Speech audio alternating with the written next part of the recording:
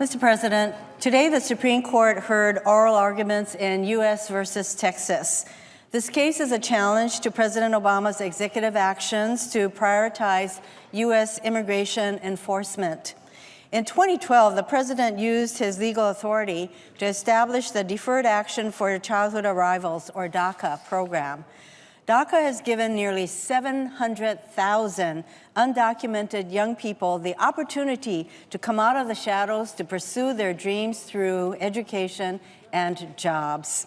In 2014, again, acting within existing legal authority, the president announced an expansion of the successful DACA program.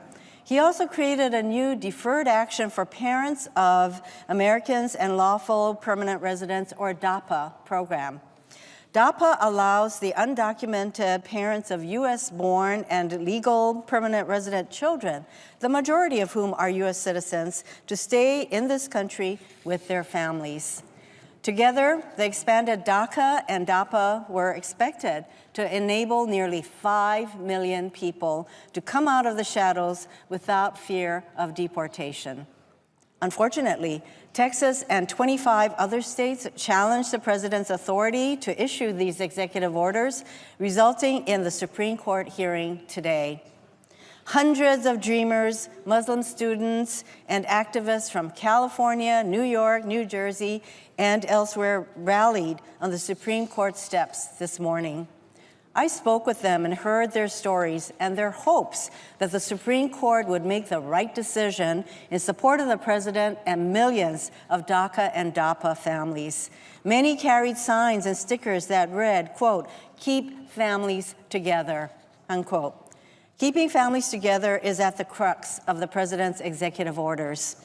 Families like that of Gabriela Andrade, who as a teenager fled violence in Brazil and settled in Texas before coming to Hawaii.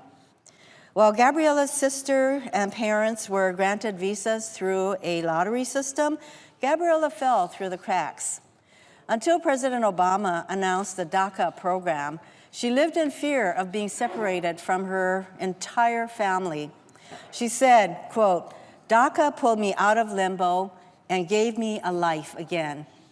It allowed me to go back to school to pursue a bachelor's degree in political science, to volunteer with several local organizations," end quote. Today, Gabriela is an advocate for dreamers like herself. President Obama's DAPA and expanded DACA programs would help thousands of families like Gabriela's who want to stay together and be contributing members of our communities without the daily fear of deportation. To tear undocumented parents away from their children and put these U.S.-born children in foster care is unconscionable. To deport people who were brought here when they were very young, to essentially tear them away from the United States, the only home and country they've known, is also unconscionable. These young people would be facing insurmountable odds, and I can certainly relate to some of the challenges that they face. When I was almost 8 years old, my mother, brothers, and I legally immigrated to the United States. When we first arrived in Hawaii, we certainly struggled. I had to navigate the public school system without speaking a word of English. My mother worked low-paying jobs with no job security, and we struggled to make ends meet. But we took strength in being together as a family. However, in addition to facing the kind of challenges my own family faced when we first arrived in this country, DACA and DAPA families live in constant fear that they will be ripped apart through deportation. These families and children have been living in limbo for over a year while the legal challenges work their way through the system and through the courts. In addition, U.S. versus Texas is also pushing dreamers who are eligible for the original DACA program, which is not being challenged, further into the shadows. Shingai Masia, who heads the Aloha Dream Team in my home state and is a dreamer himself, told my office that DACA-eligible people in Hawaii stopped applying for DACA. Why? They are afraid that if the court rules against President Obama's executive actions, their application information will be used to deport them. This is a real fear in our communities. U.S. versus Texas not only affects the lives of the more than 7,000 DACA and DAPA eligible Hawaii residents, it affects our economy.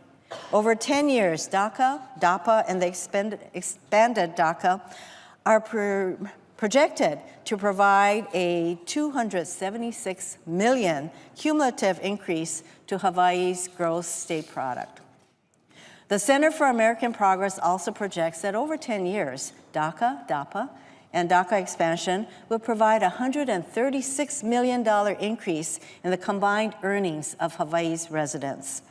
However, in order to see these economic benefits, the justices of the Supreme Court must rule on the side of dreamers and the DAPA families.